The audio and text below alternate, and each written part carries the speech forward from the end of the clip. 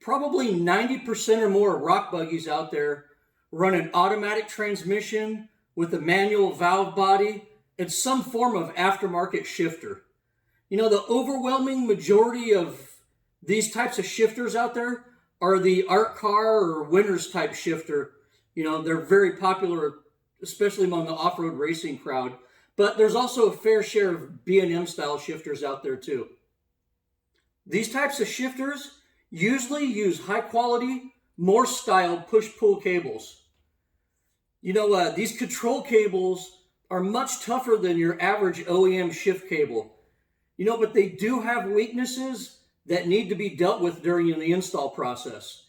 You know, as long as these cables are manufactured to high quality standards with good crimps on them, you know, these cables rarely fail. You know, when they do, it's rarely the cable's fault. It's usually an install error. Most Morse style control cables have three weaknesses: tight bends, heat, and dust. The beauty of this type of shifter is that they're simple, they're very easy to mount, and they're pretty much bulletproof in construction. These things are so well built that usually the shifter shaft right here will wear out from friction on the gate plates before anything else will even fail on this. The weak point in this whole system is the shift cable itself. I've personally had 2 Winners cables go bad and have seen many more go bad in rock buggies. You know, not only rock buggies, but I've seen them go bad in desert racing trucks as well. When a cable goes bad, it'll get very hard to shift. For reference, this shifter has a bad cable.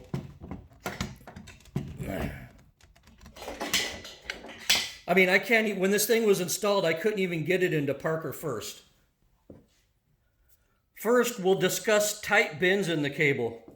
You know, most of these push-pull style Morse cables have a minimum bend radius of 8 inches, but some of them offer a 4-inch bend radius. Before installing your cable, find out the minimum bend radius for your cable and look up the word bend radius so you can better understand your cable routing options. Basically, you should minimize the number of bends in your cable route and keep the bend radius within the specs of the cable. This will not only make shifting smoother, but it will prolong the life of the cable by minimizing binding. So bend radius is very important. The next enemy of these cables is heat. Ideally, you want to make sure that the cable is far from any exhaust components and not physically laying against a hot transmission. Even if your cable looks fine on the outside, heat can destroy it from the inside. You know, even if you don't think you need it, I highly recommend sleeving most of your shift cables in areas where it's closest to a heat source. Even these cheap heat sleeves that you can get on an auto parts store will greatly prolong the life of your shifter cables. And the last and most sinister enemy of your shift cable is dust. Most of the failures I see of these Morse style shift cables are due to dust intrusion.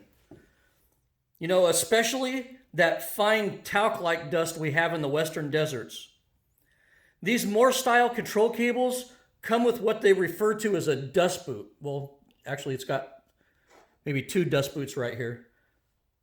But I wouldn't actually consider these dust boots. These are more like dust wipers because they do a really poor job of preventing dust intrusion.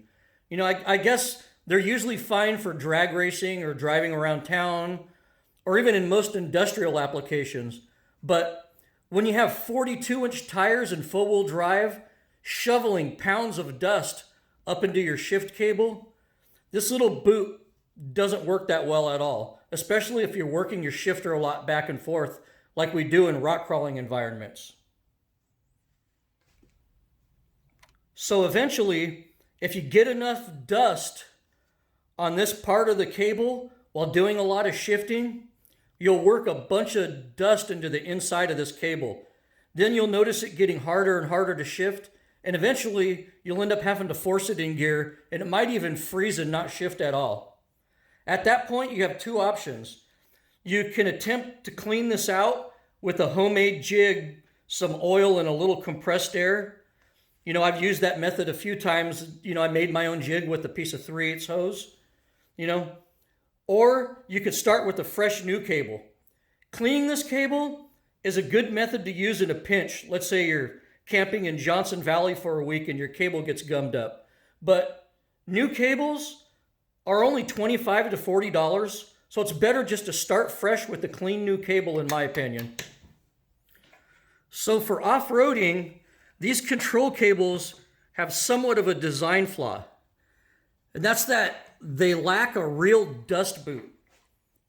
You know, this is because these cables really weren't meant to be put into a rock crawler or a trophy truck.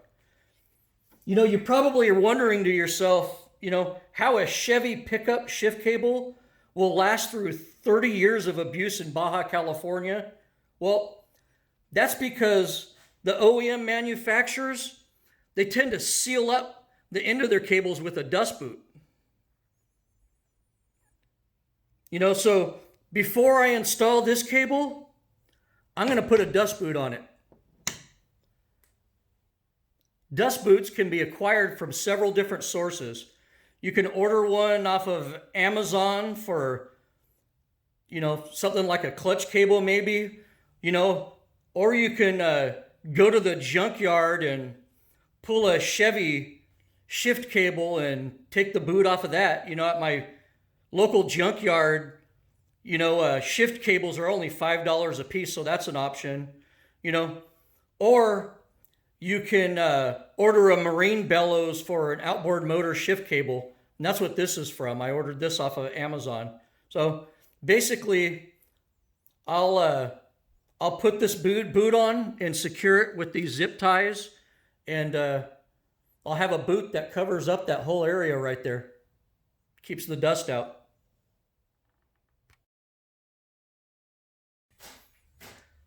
So you could see this is my complete setup. You could see my bend radius is within spec. And I have heat shielding on most of the cable coming underneath the chassis. And lastly, I added this dust boot right here.